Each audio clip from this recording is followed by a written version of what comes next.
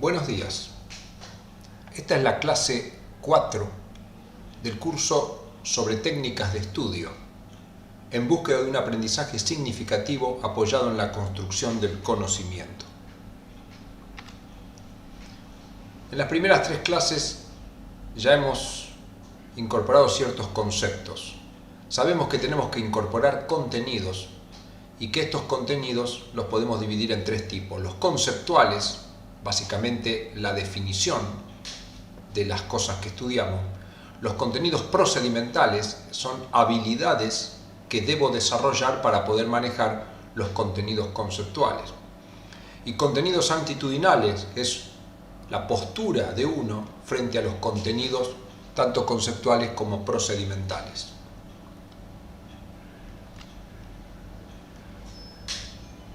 Mientras estudiamos, recibimos contenidos de diferentes tipos. Pero muchas veces tenemos este problema, que los hemos recibido y es como que no tenemos nada. ¿Qué es lo que tenemos que lograr? Que los contenidos que incorporamos estén de alguna manera en nuestra mente y que los podamos utilizar exitosamente a la hora de tener que dar una explicación o acreditar algún contenido. Para eso estamos acá, para sumar técnicas que nos permitan llevar adelante este procedimiento y dejar de lado esta situación bastante común. Hoy vamos a tratar sobre los objetos de estudio. Cada materia, cada área tiene objetos. Como si uno podría decir, bueno, una habitación contiene diferentes objetos, muebles, adornos, libros, etc. Las materias también tienen objetos. ¿Qué es un objeto de estudio? Aquello que forma parte del conocimiento de una asignatura o área. ¿Cuáles serían los objetos de estudio de la anatomía? Y de la histología, y de la biología, de la fisiología, la química inorgánica, la fisicoquímica, la hematología y cualquier materia que estudiemos tiene objetos. ¿Cuáles son? Habrá que pensar cuáles son los objetos de cada materia que estudiamos, pero debemos saber de antemano que normalmente son muy pocos los objetos que tiene cada materia. ¿Qué nos permite conocer los objetos de estudio de cada materia? Bueno, simplificar nuestras definiciones y darle mayor claridad. Volvamos a la química. Los ejemplos que pongo son de química, por supuesto, porque es la materia que dicto, pero esto es aplicable a cualquier materia de las ciencias biomédicas. La química se define como la ciencia que estudia la materia y sus transformaciones. Es importante cuando yo estoy frente a una materia saber qué estudia esa materia. Entonces la química estudia la materia y sus transformaciones. Dicho de otra manera, los objetos de estudio fundamentales son la materia y las transformaciones que sufre esa materia. La materia está formada por estructuras químicas y puede transformarse de una forma en otra a través de reacciones químicas o procesos químicos. Por ende, los objetos de estudio de la química serán básicamente 2. Las estructuras químicas, es decir, los compuestos, las sustancias, y los procesos químicos, es decir, aquellos procesos que transforman una sustancia en otra. Salvo raras excepciones, en la química estudiaré estructuras químicas, salvo raras excepciones, lo que estudiaré en la química son estructuras químicas y procesos químicos. Por supuesto puede aparecer algún objeto secundario, pero en general lo más importante son estos 2. Veamos un ejemplo de aplicación de estas ideas. Supongamos que deseo definir 2 cosas. Tengo 2 nombres que pertenecen a la química: ácido oleico y descarboxilación oxidativa del piruvato. Yo deseo definir algo. Cuando yo deseo definir algo, sigo este patrón. Yo quiero definir qué es el ácido oleico, entonces digo, el ácido oleico es tal cosa. Importante el verbo. Cuando yo estoy intentando definir, utilizo el verbo ser. Si estoy intentando definir la descarboxilación oxidativa del piruvato, la definición comenzará así: la carboxilación oxidativa del piruvato es tal cosa. Entonces, ante una definición es importante tener presente, si yo debo definir algo, le pongo un artículo, pongo la palabra que quiero definir y el verbo ser. Ahora, como en la química los objetos son dos, estructuras o procesos, el ácido oleico es claro que es una estructura química o una sustancia y la descarboxilación oxidativa es un proceso. Por lo tanto, la definición es sencilla: el ácido oleico es una estructura química que podría agregarle tal cosa, la descarboxilación oxidativa del piruvato es un proceso químico que tal cosa. Entonces ahí continuaré. Entonces el hecho de conocer los objetos, que básicamente son dos, automáticamente cuando yo defino, toda cosa que defina o es una estructura química o es un proceso, no hay otra cosa. ¿Cómo continuar? Una vez definido un contenido, me debo hacer preguntas sobre el mismo. Si bien hay numerosas preguntas, puedo tener una lista acotada de ellas. Para el caso de la química, tratándose de una estructura química, debería hacerme al menos estas preguntas. ¿Qué es? Por ejemplo, teníamos ácido oleico. La pregunta que me hago es ¿qué es? Cuando me estoy haciendo esta pregunta, en definitiva lo que estoy pidiendo es su definición. ¿Dónde se encuentra? ¿Cuándo la puedo encontrar? ¿Cuál es su función? ¿Cómo está formada? Es decir, su estructura.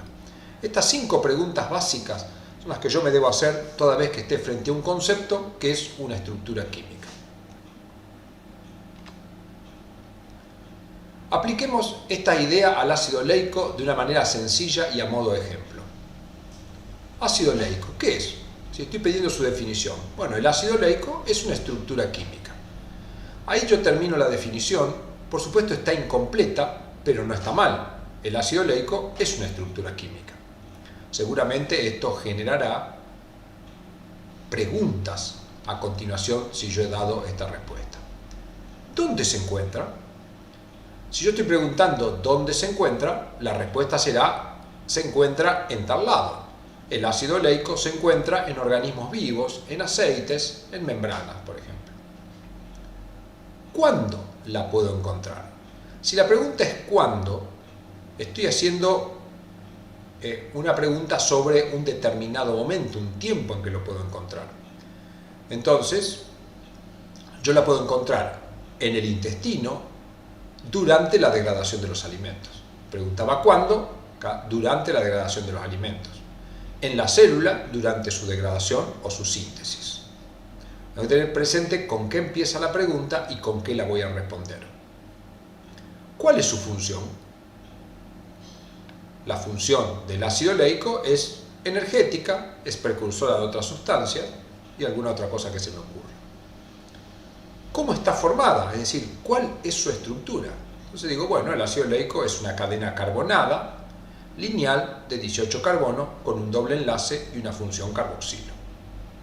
Entonces, estas preguntas básicas, cada vez que yo tengo una estructura, me cruzo con un concepto de la química, por ejemplo, glucosa, me tengo que preguntar qué es la glucosa, dónde se encuentra la glucosa, cuándo la puedo encontrar, cuál es su función, cómo está formada, o sea, cuál es su estructura. Estas preguntas que me hice y respondí me permiten hacer una definición completa ahora. Si yo tacho las preguntas que había hecho, dejo los conceptos y lo reordeno a estos conceptos después de haberme hecho estas 5 preguntas, termino cayendo en un párrafo que dice: el ácido oleico es una estructura química que se halla en los organismos vivos formando parte de aceites y en membranas. Además, la puedo hallar en el intestino durante la degradación de alimentos, en la célula durante su degradación o síntesis de otra sustancia. Su función es energética o precursora de otra sustancia y estructuralmente la puedo describir como una cadena carbonada lineal de 18 carbonos con un doble enlace y una función carboxilo. Es decir, este párrafo que he generado ha surgido de las respuestas a las propias preguntas que me hice. Una vez que yo he generado un párrafo de este tipo, es importante que en ese párrafo resalte cuáles son las palabras claves relacionadas a las diferentes disciplinas que estoy estudiando. Estructura química es un término que debería conocer, organismos vivos también, aceites, membranas, intestino, degradación, alimentos, células, sustancias, síntesis, etcétera, etcétera. Por supuesto, no he marcado palabras que son del idioma, pero si uno tuviera dificultad para poder entender qué es lo que quiere decir, por ejemplo, la palabra degradación, debería buscarla también en un diccionario.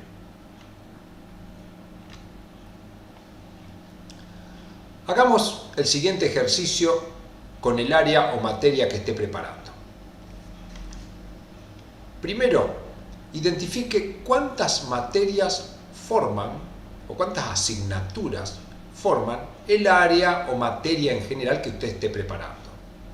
Por ejemplo, usted puede estar preparando a lo mejor biología para una carrera en particular y no solo necesita la biología, sino que quizás tenga también a la química metida dentro de sus conceptos, quizás a la matemática, algo de estadística, etc. Entonces, con lo que está estudiando, intente identificar cuántas y cuáles son las materias a las cuales debe usted acceder para tratar de entender todos los conceptos. Y luego identifique los objetos de estudio de cada una. Hagamos un ejemplo con el área de nutrición de la Facultad de Medicina de Rosario, que es donde doy clase. En nutrición tenemos varias materias, por ejemplo, biología, anatomía, histología, química, física, fisiología, medicina y sociedad. Y quizás algunas que me estoy olvidando. Entonces, estas son las materias. ¿Cuáles son los objetos de estudio? Bueno, si uno recorre los contenidos conceptuales de cada una de estas materias, encontrará que, por ejemplo, la biología tiene como objeto ciertas leyes, cantidades, procesos, por ejemplo, las leyes de la alimentación, cantidades, por ejemplo, la cantidad de kilocalorías que ingiere una persona por día. La anatomía tiene como objeto de estudio sistemas, aparatos, órganos, fundamentalmente. La histología, su objeto son los tejidos, las células, órganos, estructuras subcelulares. La química tiene estructura química y procesos químicos, como ya dijimos.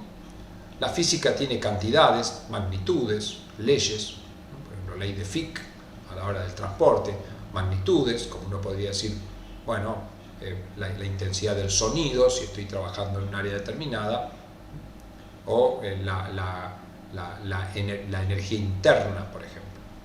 La fisiología en general son procesos que involucran tanto estructuras de la anatomía como procesos de la química y objetos de la histología. Y medicina y sociedad, no sabría decirle, no es un área a la que me dedico y no conozco con certeza. Bien, supongamos que enfrento un texto. Cuando estemos estudiando es importante que no querramos leer un capítulo completo, sino que leamos un párrafo hasta donde hay un punto y luego intentemos trabajar sobre esto. Por ejemplo, este dice, en el duodeno la absorción de calcio se da por medio de dos mecanismos, difusión pasiva y transporte activo. La difusión, hablando de difusión pasiva, ocurre cuando la concentración de calcio en el lumen intestinal es alto, como ocurre después de la comida rica en calcio. Bajo estas condiciones, la diferencia en el potencial electroquímico a través del duodeno favorece el movimiento del calcio desde el lumen hacia la sangre, aparentemente por una vía paracelular. Resaltemos cuáles son las palabras claves: duodeno, absorción de calcio, difusión pasiva, transporte activo, concentración, calcio, lumen, etc. Es importante que identifique todas las palabras. ¿Qué tengo que hacer ahora? Y tengo que poder definir cada una de estas palabras. Entonces, tratemos de identificar las asignaturas a las que pertenece cada uno de estos objetos. Por ejemplo, duodeno, podríamos decir, bueno, duodeno es un objeto de la anatomía y de la histología, es un órgano. La absorción es un proceso que pertenece a la fisiología, o sea, es un objeto que pertenece a procesos y es la asignatura de la fisiología. El calcio pertenece a la química y dentro de los objetos de la química hay una estructura química. La difusión pasiva pertenece tanto a la fisiología como a la física, es un proceso. El transporte activo igual. La concentración pertenece a la física, es una magnitud. Calcio es lo mismo que calcio que dijimos acá arriba, nada más que esta es la forma de representar el calcio que se encuentra ionizado. El lumen es la parte de un órgano, por lo tanto lo podríamos relacionar tanto a la anatomía como a la histología. Intestinal es un calificativo, es decir, es un adjetivo que hace referencia al intestino, que es un órgano, por lo tanto es un adjetivo que pertenece tanto a la anatomía como a la histología. Potencial electroquímico es una magnitud física. Epitelio, podríamos decir, dentro de la clasificación de tejido, pertenece a la histología. La sangre pertenece a la anatomía y la histología, podríamos clasificarla como un tejido, un fluido corporal. Y paracelular es un adjetivo calificativo que hace referencia a un proceso en particular. Luego, con cada término trabajaré buscando su definición, las preguntas que el objeto me demande: qué es, dónde está, cuál es su función, cuándo puedo encontrarla, cómo está formada o cómo ocurre. Bueno, hagamos un ejercicio. Lea el texto siguiente. Hagámoslo juntos. La digestión del almidón ocurre tanto en la boca como en el duodeno, por la acción de enzimas que transforman la molécula de almidón en productos químicos de menor peso molecular. ¿Lo comprendió? Seguramente sí. Nos ocurre muchas veces que creemos haberlo entendido. La forma de realmente entender algo que leímos es identificando todas las palabras y ver si tengo una definición para ellas. Las palabras clave serían digestión, almidón, boca, enzima, productos químicos, peso molecular. Entonces, una vez que yo he identificado las palabras que forman un párrafo en particular, ¿qué debería hacer? Identificar el área a la que pertenece cada uno, dar una definición, preguntarme sobre cada una: qué es, dónde está, cuándo puedo hallarla, cuál es su función, cómo está formada o cómo ocurre. Y luego ir construyendo una red conceptual con las palabras que forman este párrafo, porque si todas estas palabras están en un párrafo en particular, seguramente una relación tienen. Y si una relación tienen, lo mejor es plasmarlo a través de una red conceptual. Ok, venimos bien hasta acá. Vamos a pasar, siguiendo con definiciones. Uno de los puntos clave cuando uno estudia son las definiciones. Si yo no dejo expresado claramente qué es una cosa, nada puedo construir. Las definiciones pueden ser oportunas e inoportunas, contextualizada o descontextualizada. Veamos qué quiere decir eso. Una definición puede ser buena y puede estar correcta, pero no ser correcta en una situación en particular. Debe estar adaptado al contexto y al hilo de la conversación. Veamos un ejemplo para entender esto. Supongamos que tenemos dos definiciones de aminoácido. Por ejemplo, la definición 1 dice: aminoácido es una molécula que contiene un grupo amino y un grupo carboxilo. Está bien esa definición. Otra definición, podríamos decir: un aminoácido es un monómero que forma las proteínas. ¿Cuál está mejor? Las dos están bien. Pero va a depender en qué contexto use cuál será mejor una que la otra. Supongamos una situación en la que me encuentro con un profesor y el profesor me pregunta: ¿qué es una proteína? Entonces yo como alumno respondo: un polímero de aminoácidos. Bien, me va a decir el profesor. Y probablemente me diga: usted mencionó o utilizó la palabra aminoácido en su definición. Sí, le voy a decir yo. Seguramente el profesor me preguntará: ¿y qué es un aminoácido? Y bueno, tengo dos definiciones. ¿Puedo utilizar cualquiera de las dos definiciones que tengo? Obviamente que no. Veamos la conversación nuevamente. Profesor, ¿qué es una proteína? El alumno: un polímero de aminoácidos. Muy bien, dice el profesor. Usted mencionó aminoácido en su definición. ¿Qué es un aminoácido? Bien, profesor. Un aminoácido es una molécula que contiene un grupo amino y un grupo carboxilo. Y estará muy bien y el profesor me felicitará. Ahora veamos la misma conversación. Profesor, ¿qué es una proteína? El alumno responde, un polímero de aminoácido. Muy bien. Usted mencionó aminoácido en su definición. ¿Qué es un aminoácido? Y el alumno responde, un aminoácido es un monómero que forma las proteínas. Si uno compara ambas conversaciones, las cosas están perfectas, la definición de aminoácido que usó este alumno y este alumno son correctas. Sin embargo, en la segunda conversación estoy dando lo que se llama una definición recursiva. Es decir, vuelvo sobre el mismo concepto sin definir claramente ninguno de los dos. Cuando definí una proteína dije es un polímero de aminoácidos. Y acá cuando defino aminoácido digo es el monómero que forma las proteínas. Por lo tanto estoy haciendo un círculo alrededor del mismo concepto sin definir nada. Lo que le quiero mostrar es que dos definiciones correctas puede ser una mucho mejor que la otra en una determinada situación.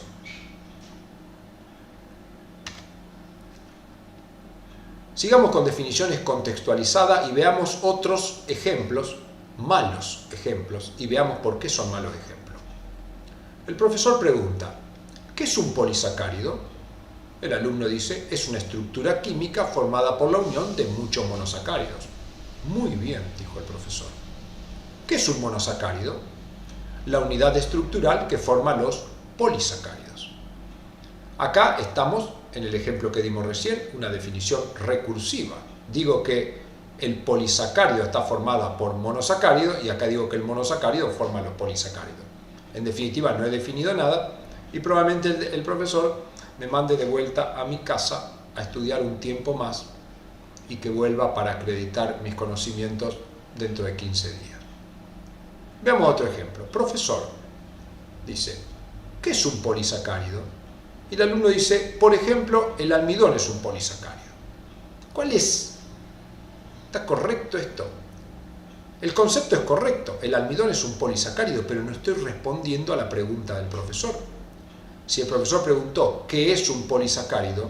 Yo debería haber respondido, un polisacárido es la unión de muchos monosacáridos, y no poner un ejemplo. Veamos este otro caso. Profesor, dice, ¿qué es un polisacárido? Y el alumno dice, está formado por monosacáridos. Si bien un polisacárido está formado por monosacáridos, no me preguntó a mí el profesor cómo está formado un polisacárido, sino qué es.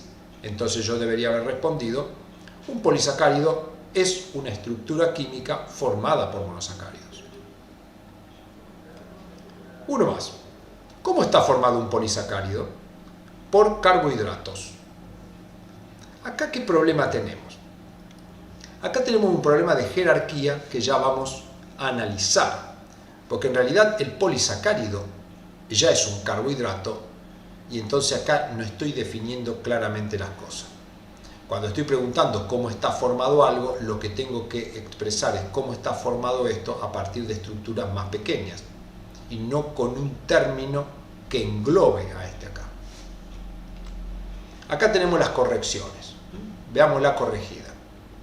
¿Qué es un polisacárido? El alumno dice una estructura química formada por la unión de muchos monosacáridos. Muy bien. ¿Qué es un monosacárido? Un monosacárido es una molécula que habitualmente contiene un grupo cetona o aldehído y varios oxidrilos. De esta manera esta definición no ha sido recursiva. El otro, ¿qué es un polisacárido? En vez de decir el almidón es un polisacárido, no puedo dar un ejemplo. Si me pregunta qué es un polisacárido, es la unión de muchos monosacáridos. Pero esto estaba mal porque no me había pedido un ejemplo. ¿Qué es un polisacárido? La respuesta es, está formada por monosacáridos. Si la pregunta es, ¿qué es un polisacárido? Yo tendré que responder, un polisacárido es una molécula formada por monosacáridos. No está. Perdón. ¿Cómo está formado un polisacárido? Por carbohidrato. Acá tenemos un error de jerarquía de conceptos, como le decía, vamos a revisar a continuación. Supongamos que tengo varios términos: glucosa, polisacárido, carbohidrato, monosacárido, macromolécula, hidrofílico, hidrólisis, diferentes nombres. Lo que yo tengo que tratar de hacer es ordenarlo de una manera jerárquica. ¿Qué quiere decir esto? Si lo analizamos de abajo para arriba, es más fácil. Los polisacáridos están formados por monosacáridos. Y si yo a un polisacárido le aplico un proceso químico de hidrólisis, obtengo monosacáridos. La glucosa es un monosacárido. Los polisacáridos son carbohidratos. Es decir, todos los polisacáridos son carbohidratos. Ahora, no todos los carbohidratos son polisacáridos. Los carbohidratos son glúcidos. Y esto es sinónimo, por eso lo expresé con doble flecha. Los carbohidratos podemos decir que son macromoléculas. Es decir, todos los carbohidratos son macromoléculas, pero no todas las macromoléculas son carbohidratos, porque dentro de las macromoléculas puedo tener proteínas, ácidos nucleicos. Las macromoléculas son estructuras químicas. Todas las macromoléculas son estructuras químicas, pero no todas las estructuras químicas son macromoléculas, porque dentro de las estructuras químicas puedo tener un átomo, un ion, y que no llegue, después de un aminoácido, que no llegue a ser macromolécula. También tenemos la palabra hidrofílico. Hidrofílico lo puedo ubicar en esta especie de red conceptual, abarcando desde acá hacia adelante, porque yo sé que todos los carbohidratos son hidrofílicos, pero no todas las macromoléculas son hidrofílicas. Entonces, cuando yo tengo una serie de términos, es importante que esos términos los intente vincular entre sí, y voy a tener siempre este concepto como lo traté de expresar recién.